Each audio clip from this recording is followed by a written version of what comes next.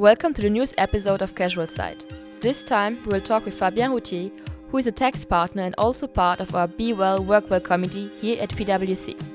This program aims at providing our people with the right tools and coping mechanisms to adopt a healthy approach in an increasingly demanding environment, both physically and mentally. Hi Fabien, how are you doing? Hi Catherine, I'm good, thanks, and you? Very well. I mean, the sun is a little bit not as shiny as last week, but I mean... Right, it's a bit cloudier. And windy. And windy, and a little bit colder, which is good. Luckily, we get to sleep. Yeah, exactly. Would you maybe start by telling us a little bit more about yourself? Yes, so my name is Fabien Hautier. I'm a tax partner at PwC Luxembourg. I'm 52. I've been with PwC for, let me calculate, 12 years now. Wow. Sorry, it takes a bit. I have two sons. Mm-hmm. And as a side kind of work, I'm responsible for the Be Well, Work Well initiative. Okay. And why did you become part of our Be Well, Work Well committee, and what is the end goal of this initiative? Well, the Be Well, Work Well initiative was led previously by Vincent Villers, who was a partner from advisory, who left the firm, and it was kind of natural for me to take it over from him. I was one of the ambassadors of the overall initiative at the time. The end goal is just that health and well-being are key priorities for PwC Lux. Mm-hmm. They're part of our care value, and therefore we want to promote them to the wider population.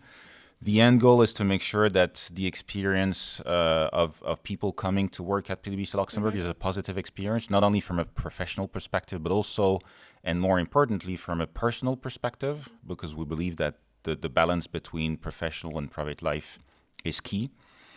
The aim of the initiative is to design, support, and develop an organizational culture that is encouraging well-being at work. And this is something that was kind of neglected if we look at 15 years ago, 20 years ago, and that we see more and more on the forefront of the news. I also must admit, when I joined PwC almost 2 years ago, I was not aware of how much the company actually cared about those things and how many initiatives they were ongoing, because I also joined during COVID, so a little bit everything slowed down. Yep. But just impressive to see that, for example, please correct me if I'm wrong, we have basically an entire month dedicated to the Be Well, Work Well initiative. So it's not an entire month. It feels like a month. It's a week. It feels like a month. Yes, it's what we call the Wellbeing Week. We had the Wellbeing Week at the end of May, which was pretty successful, with a number of workshops, conferences to alert people and to draw their attention to the importance of a number of topics like physical movement, sleep, etc., etc. And do you think more companies should pay closer attention to a healthy and sustainable work environment?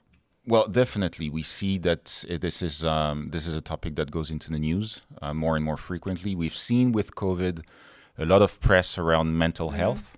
A lot of people tended to effectively focus previously on physical health, but neglecting to some extent mental health. We see that mental health is very much a topic that people care about. We see also that new joiners are more focused on their well-being than we used to be. If I look at my generation or the generation of my parents, we didn't really care about this. Yeah. We just went on with life and what it would give us. And now we see that new joiners are very focused on their work-life balance. They want to make sure that they have free time. They want to make sure that they have some time for themselves and that they want to use it appropriately. And as a result of that, they pay attention to how they feel and what they do. Does it have a purpose? Yeah. Do they feel well in working in a certain company? Or do they not feel like they're being treated fairly and that their job has a meaning? Yeah. Also, when I recruit the new joiners and I talk to them during the interview, most questions are related to, is my job going to have a purpose? What is my added value in this whole thing?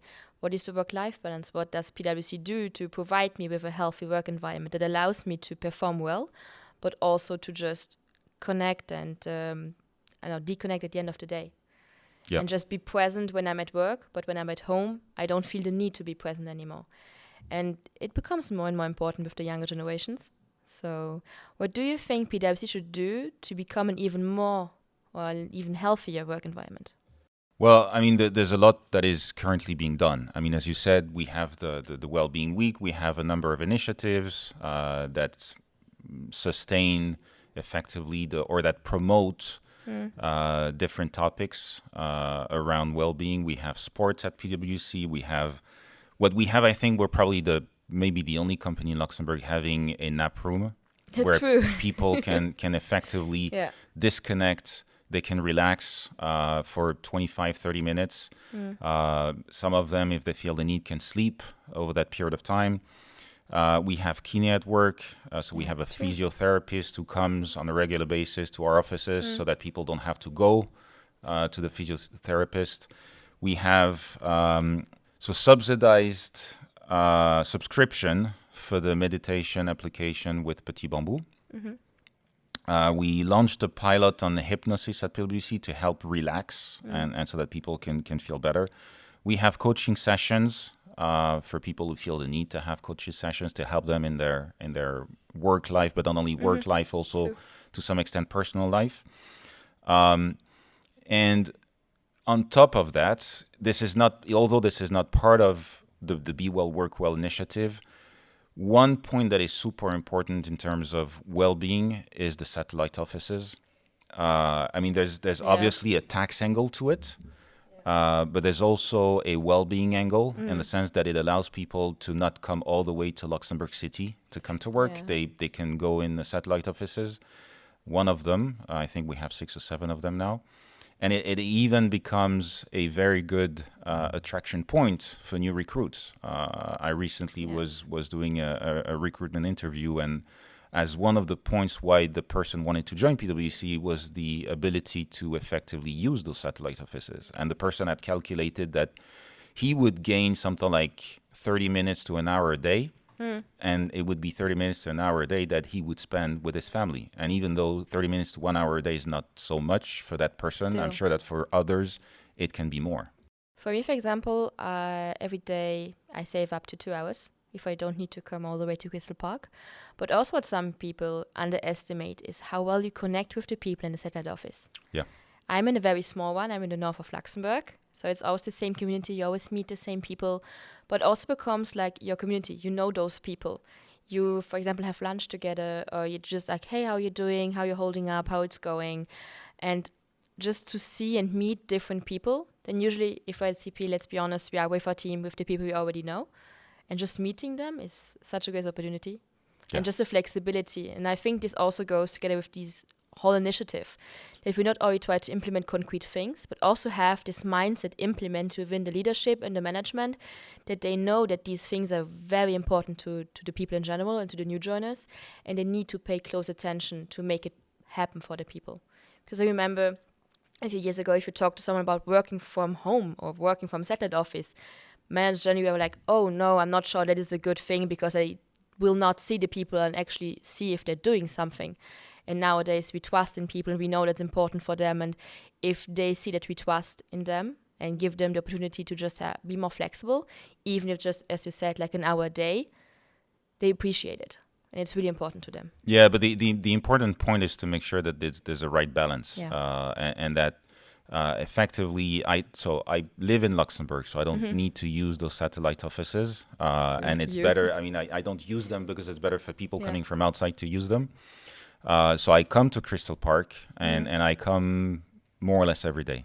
It's very, very rare that I work from home, because coming every day to the office means that you have connection with people. You have face-to-face discussions, and there's nothing that replaces face-to-face discussion.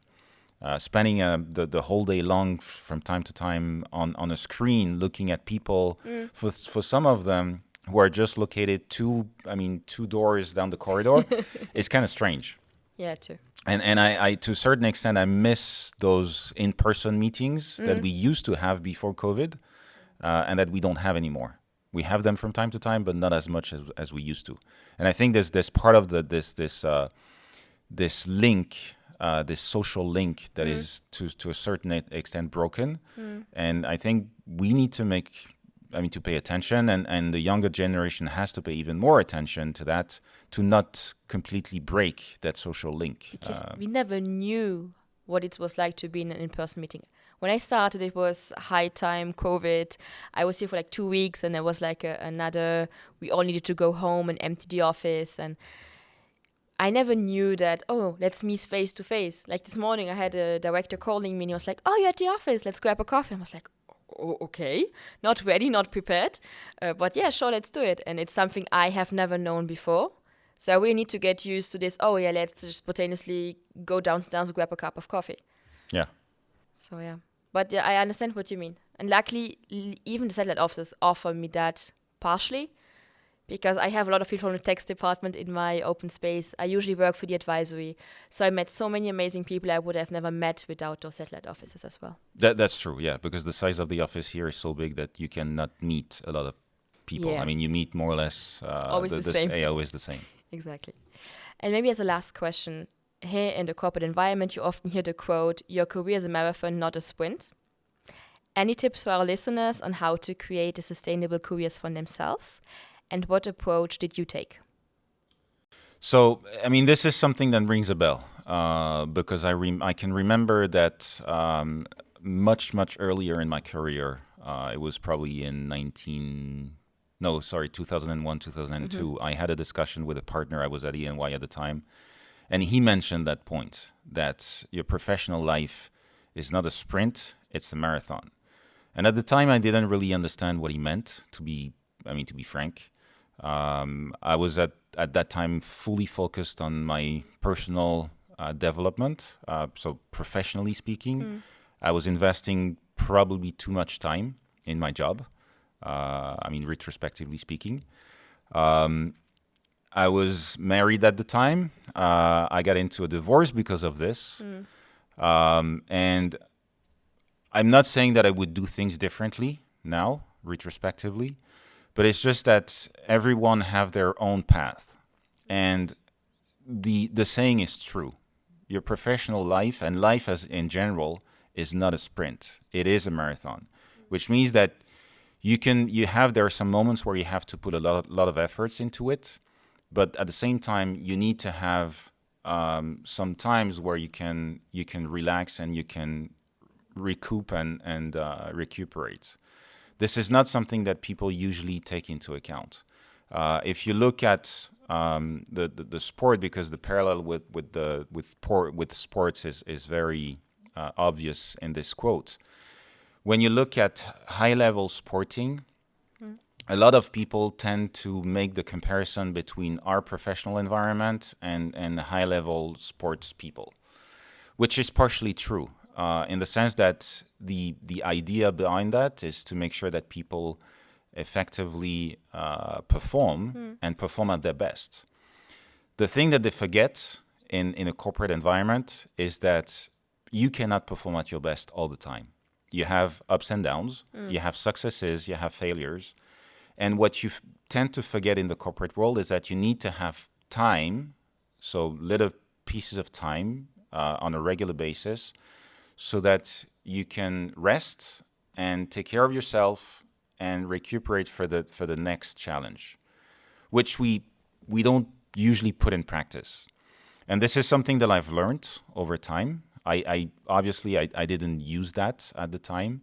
I've had some health issues at some point, but I was able to recover from that and to put into practice the fact that you have to take into account. I mean, it's hard. Sometimes it's hard. You have, as I said, you have successes, you have failures. You have to be ready for the failures, and to be ready for the failures, you need to be in a good shape. And to be in a good shape, you need to have a certain amount of personal discipline to make sure that you eat properly, you're doing a certain amount of exercise, you sleep well, etc., so that you can effectively cope with the difficulties of life. And sometimes we tend to forget about this. And it's a never-ending story. It's still now it's something that I pay attention to, because I know that if I go too far, I'm going to go into trouble. So it's difficult. It's personal discipline. But if you're able to hold on to that discipline, it definitely works. And sometimes, because I think that was the biggest lesson I needed to learn.